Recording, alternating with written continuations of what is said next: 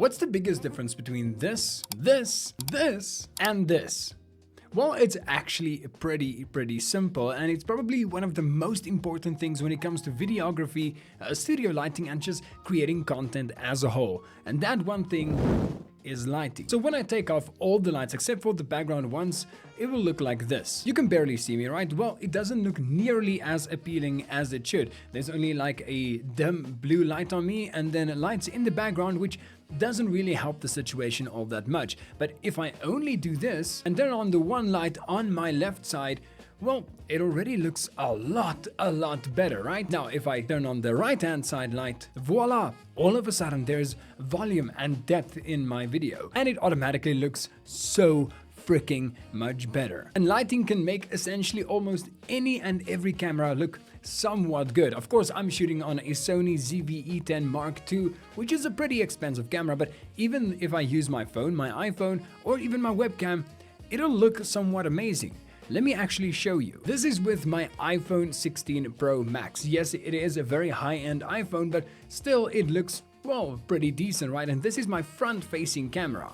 If I turn off all the lights though, you can still kind of see my face. The low light performance is quite good, but it doesn't look nearly as good as it did before, right? And the same can be said with any webcam. The only webcam I have is the Insta360 Link 2C, which is a pretty high-end webcam, so there's no real reason in showing you the exact same footage that I did with the iPhone or even the Sony camera. So nonetheless, I'm gonna let you guys know exactly how you can make your scene look somewhat similar to this by using only two different lights. See, lighting can be kind of divided into different sections and different ways of lighting yourself. If you have good lighting in your scene, it'll look somewhat similar to this, right? You can also use lighting in a way to kind of accentuate what you want to do. If you want to go for a more dramatic look, you can turn off the soft key light on the right side and it'll kind of look just a little bit more dramatic for that slow talking, much more punchy scenes. Or if you want to have a slightly more kind of like a realistic scene, your subject can sit like this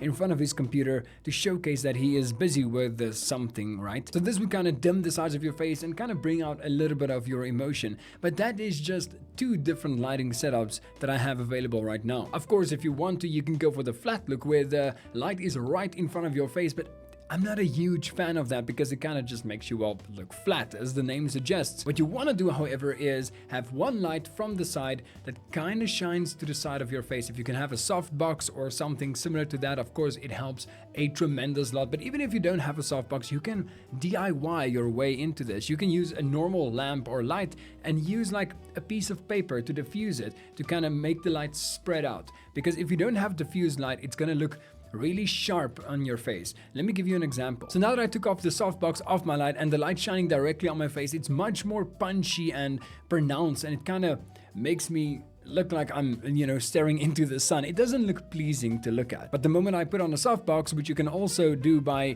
using a piece of paper to kind of diffuse the light, all of a sudden, it looks much more pleasing, doesn't it? There's always more things that you can do, however. If you have a light that has like directional diffusing, even better. Then it takes some of that background light away and have the light kind of focused on you as a subject without interfering with the background. But overall, it does look pretty nice. Of course, one more thing you want to do is actually have your scene ready. If I have to guess, this room is kind of 3 by 6 meters in length and width. So you have kind of like a little bit of distance from me and the background. That kind of gives you that natural blur, especially when you're using a mobile phone. You'll still have some of that blur available, right? And this just all shows you how important lighting is in your videos. It can be the make or break between a really bad and really good content. Now, of course, if you want a audio tutorial, let me know in the comment section down below, as I will be working on a lot of these things in the very near future, as well as some editing tutorials to show you guys what you can do with free apps like CapCut and DaVinci Resolve. And of course, if you enjoyed this video, slap a like on it, subscribe. And with that being said, I'll see you in the next one. Peace out, everybody.